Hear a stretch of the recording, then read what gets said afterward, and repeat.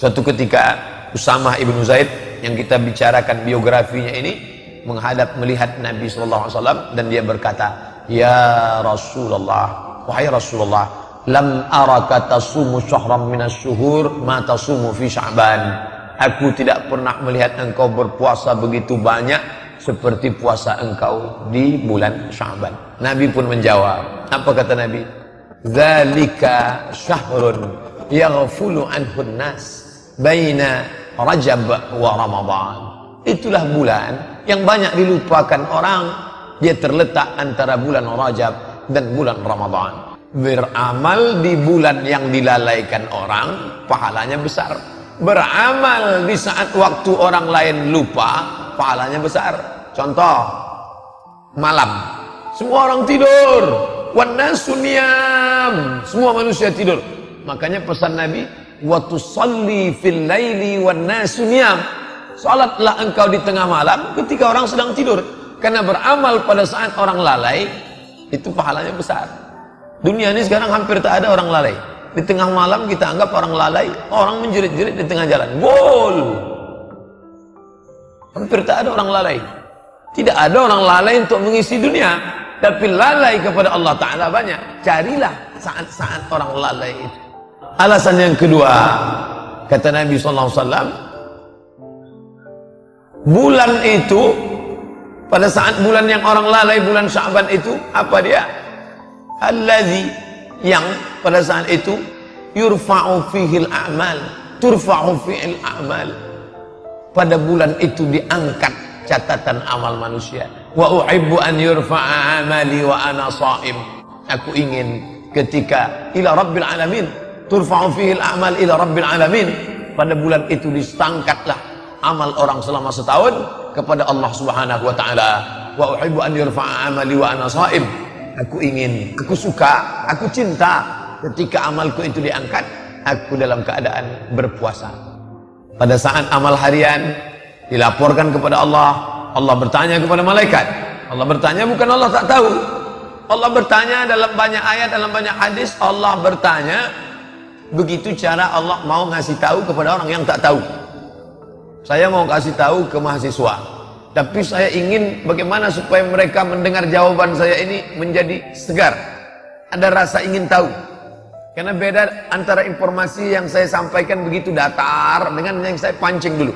Tahukah kalian siapa orang yang paling rugi? Ketika saya katakan begitu, bukan berarti saya tak tahu. Saya ingin memberitahu kepada mereka dengan cara memancing keingintahuan, dengan cara bertanya. Maka Allah bertanya kepada malaikat, "Hai malaikat, ketika engkau bawa buku catatan hambaku itu tadi, mereka sedang apa?" Mereka sedang sholat asar berjamaah, ya Allah, bersama dengan kami. Itu amal harian. Amal pekan, sepekan. Ketika kalian bawa catatan amal hambaku itu satu pekan, mereka sedang apa? Mereka sedang puasa hari Kamis, ya Allah. Begitu juga dengan tahunan. Ketika kalian bawa buku catatan hambaku itu selama setahun, saat kalian angkat amalnya, dia sedang apa? Kata malaikat menjawab, mereka sedang berpuasa, ya Allah. Mereka tahan makan, mereka tahan minum, mereka tahan mata, mereka tahan nafsu syahwat. Padahal istrinya halal, padahal makannya halal, padahal minumnya halal. Apakah mereka pernah melihat surgaku? Tidak. Apakah pernah mereka merasakan nerakaku? Belum. Apakah pernah mereka melihat aku? Tidak. Ternyata mereka sudah sampai pada maqam ihsan. Anta'budallaha ka'annaka tarahu, fa in lam takun tarahu fa innahu yaraka. Engkau sembah Allah, engkau beribadah kepada Allah seakan-akan engkau melihat dia, walaupun engkau tidak melihat dia, fa innahu yaraka, tapi engkau merasakan sedang dilihat oleh dia. Dan orang paling merasakan ihsan itu ketika sedang puasa. Ketika sedang sholat, orang ihsan, tak berani dia menggerakkan biji matanya ke atas karena dia sedang merasa dilihat, dipandang Allah. Pada saat orang melaksanakan ibadah umrah, dia sedang ihsan. Tak berani dia mencabut bulu hidungnya, tak berani dia mencabut rambutnya, tak berani dia mencabut duri di pokok kayu, tak berani dia membunuh binatang, karena dia sedang merasakan ihsan, pengawasan Allah SWT. Maka pada saat puasa, tak berani dia makan, tak berani dia minum, tak berani dia berpikir yang tidak-tidak, tak berani dia berkata-kata bohong, dusta, sia-sia, lawa. Kenapa? Dia sedang berada dalam pengawasan Allah Subhanahu wa ta'ala. Nah, apapun level kita, semua kita adalah hamba Allah yang merendahkan diri, mendekatkan diri kepada Allah. Salah satu ibadah utama adalah ibadah puasa. Sampai-sampai dikatakan Allah akan menjauhkan dia beratus musim. Satu tahun ada 4 musim. Musim saif, musim panas, musim syita, musim dingin, musim kharif, musim gugur, musim rabi', musim bunga.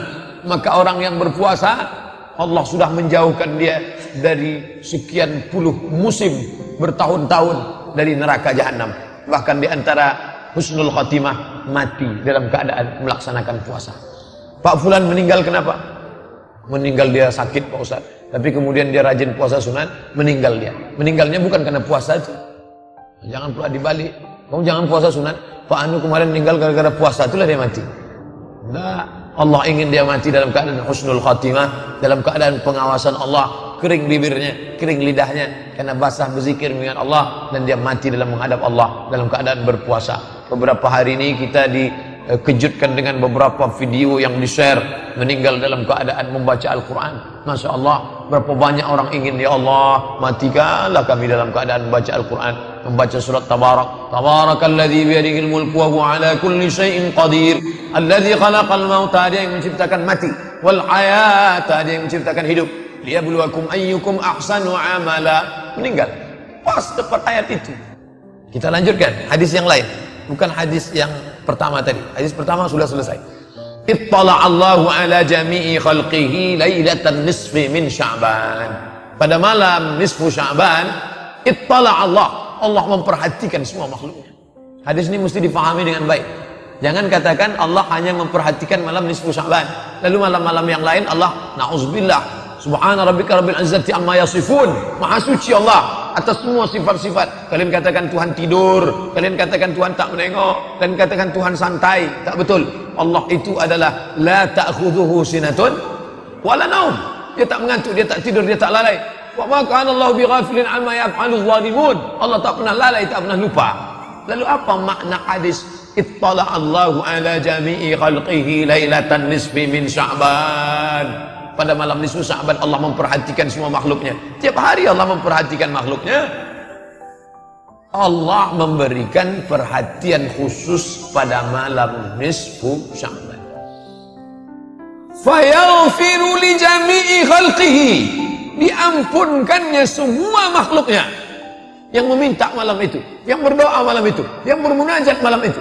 Fayaghfiru li jami'i khalqihi, Allah mengampunkan semua makhluknya, illa, kecuali 2. Ada 2 yang tak diberikan ampunan, ada 2 yang tak dikabulkan doanya. Yang pertama, musyrik, orang yang masih syirik, mempersekutukan Allah, menyembah Lata, Uzza, Manat, Hubal, Jibti, Tagut, yang masih datang kepada dukun, yang masih kepada minta kepada benda keramat, yang masih mempersekutukan Allah. Maka taubat nasuhala, berhenti menjelang malam nisfu Sya'ban ini. Bukan hanya menjelang nisfu Sya'ban, sejak kapan saja berhenti buat dosa.